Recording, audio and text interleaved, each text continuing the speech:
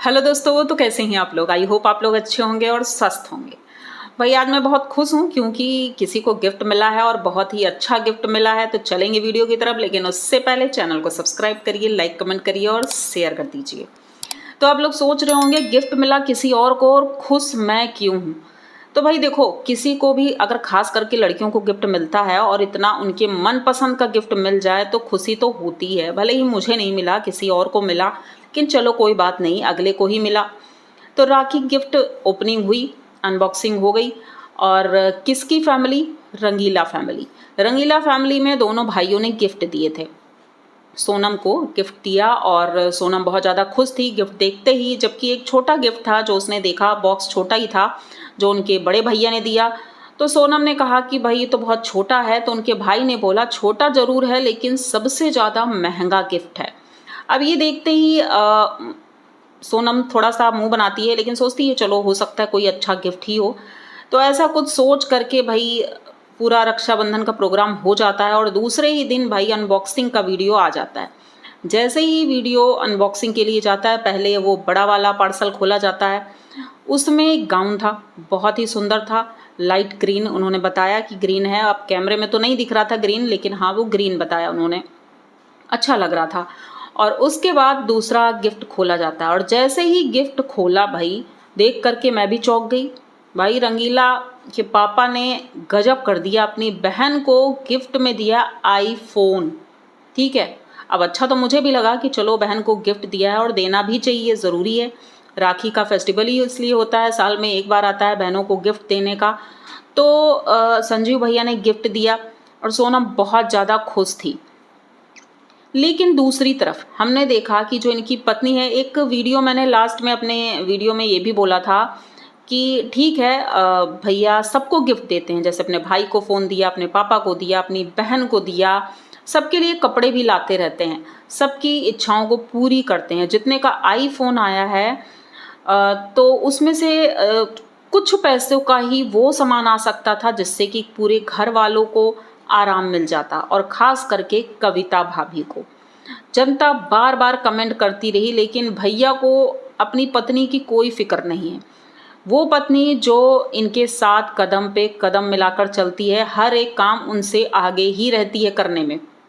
मेहनत का काम हो, चाहे घर का खाना बनाना हो या मार्केट जाना हो, कुछ भी काम हो, घर से बाहर का लेकर के सारे काम कविता भाभी बहुत अच्छे से करती हैं। उनके पतिदेव तो इतना नहीं कर पाते हैं, लेकिन हाँ कविता भाभी सारे काम बहुत अच्छे तरीके से करती हैं, जैसे कि हम लोग देखते हैं। अब भले ही वो उनका कंटेंट हो या जो भी हो, लेकिन भाई जो दिखता है वही बिकता है, भाई हम लोग तो वही देखते हैं। तो बहन के लिए तो आईफोन आ गया, लेकिन पत्नी के लिए ये एक वॉशिंग मशीन तक नहीं खरीद पाए।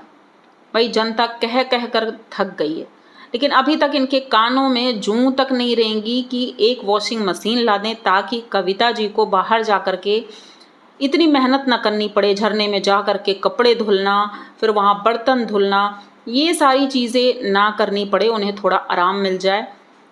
उनके लिए ये कभी नहीं सोचते हैं। जैसे कि कल राखी फेस्टिवल था, भाई सब ने राखी बांधी और सब बहुत खुश भी थे, लेकिन कविता जी ना तो अपने मायके गई, ना ही उनके मायके से कोई आया था। अगर आया होता तो भाई वीडियो बनता, लेकिन वीडियो भी नहीं बना। हो सकता आए भी हों, तो वैसे भी कविता जी को कौन इम्पोर्टेंस देता है, बिल्कुल नहीं देते हैं, क्योंकि कविता जी तो सिर्फ घर में काम करने के लिए बनी हुई हैं। वो काम ही करती हैं और उन्हें किसी चीज़ से कोई लेना देना नहीं होता है। तो भाई गिफ्ट की हकदार तो वो सबसे ज़्यादा थी कि उन्होंने अभी जो इनके घर में भोज हुआ और उससे पहले धान की रुपाई हुई, तो सबसे ज़्यादा काम तो कविता भाभी ने किया था। तो उम्मीद लोग यही कर रहे थे कि भाई अब जल्द ही उनके लिए एक बढ़िया सा गिफ्ट आने वाला है, लेकिन हुआ क्या, बहन के लिए तो गिफ्ट आ गया। भाई खुशी हमें भी हुई, बहन के लिए ज़रूरी था, लेकिन एक बार पत्नी के लिए भी सोचना चाहिए। भले ही वो कुछ बोलती नहीं है, वो चुपचाप रहती है, बस अपने काम से काम रखती है, लेकिन इतना भी किसी का क्या शोषण करना कि उसके बारे में बिल्कुल सोचना ही नहीं। कविता भाभी जरा से उनके लिए कुछ मीठा ही ले आते हैं या फिर पकौड़े ही ले आते हैं बाज़ार से, वो उसी में खुश हो जाती हैं। तो ऐसा नहीं होना चाहिए। भले ही वो नहीं समझती हैं, लेकिन आपको तो समझना चाहिए। और ख़ास करके ये लोग कमेंट नहीं पढ़ते हैं, जो इनके सब्सक्राइबर हैं इतने अच्छे अच्छे कमेंट भी लिखते हैं। हाँ, कुछ नेगेटिव भी होते हैं, लेकिन कमेंट ये पढ़ते ही नहीं। अगर पढ़ते होते तो इन्हें पता होता कि जनता क्या कहना चाह रही है। ना ही आज तक इन्होंने कभी रिप्लाई किया होगा। लाइक तो छोड़ ही दो, ये कभी नहीं करते हैं। किसी भी चैनल में मैंने देखा वो लोग कमेंट तो पढ़ते नहीं। भाई, जिन सब्सक्राइबर्स की वजह से आप आज यहाँ से वहाँ तक पहुँचे हो, ऊपर तक, तो उनकी बातों को सुनना भी ज़रूरी है, बिल्कुल ज़रूरी है। और अगर आप लोग नहीं सुनोगे तो जनता नाराज़ हो जाती है और फिर वो उल्टे सीधे कमेंट करने लगती है। तब आप लोगों को मिर्ची लगती है, फिर वीडियो लेकर आ जाएंगे कि भाई ये कमेंट करने वाले इस तरह से नेगेटिव कमेंट डाल रहे हैं। ये अब नेगेटिव कमेंट की वजह से कितना कुछ हो रहा है बाहर सोशल मीडिया में, ये शायद कमेंट करने वालों को नहीं पता है। तो मैं दोबारा से फिर बोल दूंगी अपने इस चैनल पर भी, इस वीडियो में भी, कि भाई प्लीज़ नेगेटिव कमेंट ऐसे गलत ना करें, क्योंकि किसी के ऊपर बहुत गलत असर होता है। जैसे कि अभी हाल फिलहाल एक की जान चली गई इस वजह से। तो प्लीज़ ऐसा बिल्कुल ना करें, किसी के ऊपर बुरा असर होता है, डिप्रेशन में जा सकता है, कुछ भी हो सकता है। तो प्लीज़ ऐसी बातें बिल्कुल ना करें। अगर आपको नहीं पसंद आता है तो प्लीज़ वीडियो ना देखें, स्किप कर दीजिए। अगर उसका चेहरा ही नहीं पसंद है तो भाई ब्लॉक मार दीजिए उसको। इतना तो कर सकते हैं कि भाई अगर मान लो मेरा ही वीडियो बार बार आ रहा है तो आप नहीं देखना चाहते तो भाई ब्लॉक कर दो, तो वीडियो आएगा ही नहीं मेरा आपके पास। लेकिन इस तरह के निगेटिव कमेंट ना करें जिससे अगले को प्रॉब्लम हो जाए, और फिर उसका ज़िम्मेदार कौन होगा ये हमें बताइए। एक जान चली गई और उसका ज़िम्मेदार कौन है?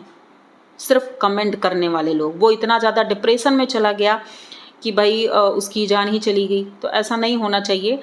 और मैं ये बार बार बोलूँगी, आप लोगों को समझाऊँगी कि ठीक है, आपको नहीं अच्छा लगता है तो कोई ज़रूरत नहीं है आपको कुछ करने के लिए, क्योंकि ना ही आपको हमसे कोई मतलब है, ना हमें आपसे कोई मतलब है। भाई हमारा काम है रिएक्शन देना, जैसे कि उनका व्लॉगिंग काम है। तो रिएक्शन चैनल का काम होता है जो व्लॉगर हैं उनका रिएक्शन देना अपने शब्दों में। ये शायद बातें सभी को नहीं पता है, लेकिन जो व्लॉगर हैं उन्हें अच्छे से पता है कि रिएक्शन चैनल का क्या काम होता है।